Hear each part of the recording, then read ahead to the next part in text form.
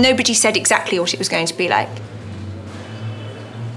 I knew that it was something about a motorbike, and I knew it was going to be beige, and they said sort of catsuit, and I went, okay. It was completely unexpected. It's a Chanel superwoman, I think.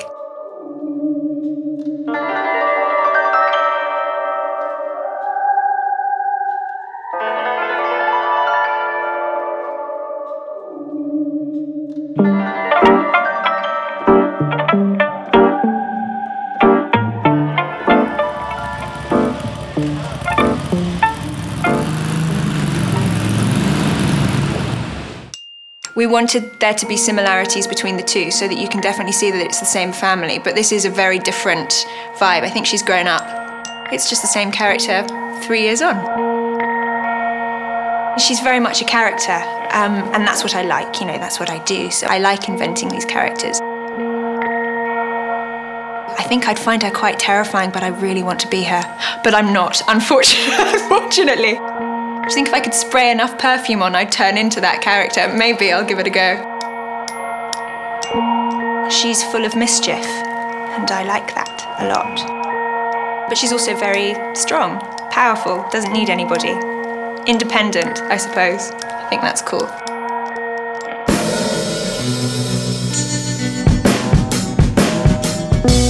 I've worked with Joe 5 times now. We have a shorthand, you know, we barely need to speak to each other. We just completely get it. I know what he wants, I know what he likes, he knows what I like, he knows how to kind of push me in directions. We have a really great working relationship.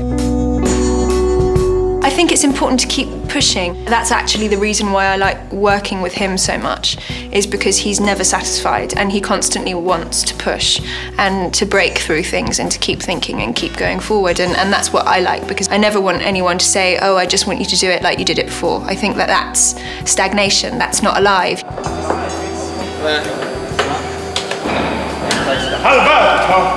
It was lovely working with him on this because, you know, we just had a really great time. I think everyone felt quite bad about having as good a time as we had on it. I think, no, it shouldn't be this nice, it should be hard work. I think that is partly to do with, you know, him and his team. Obviously, it works very well, it's a very well-oiled machine, and then, again, this being the second commercial for Chanel, we now know how everybody works, so it was all very slick.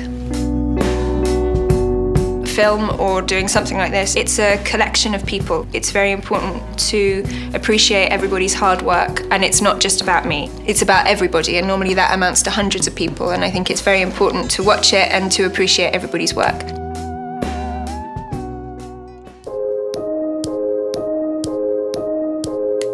We shot it on a Sunday morning, quite early in the centre of Paris. We were driving around and around. I didn't quite realise how provocative it was with the beige catsuit and beige bike. And it wasn't until I saw the stand-in riding the bike that I suddenly went, gosh, made me blush. And travelling.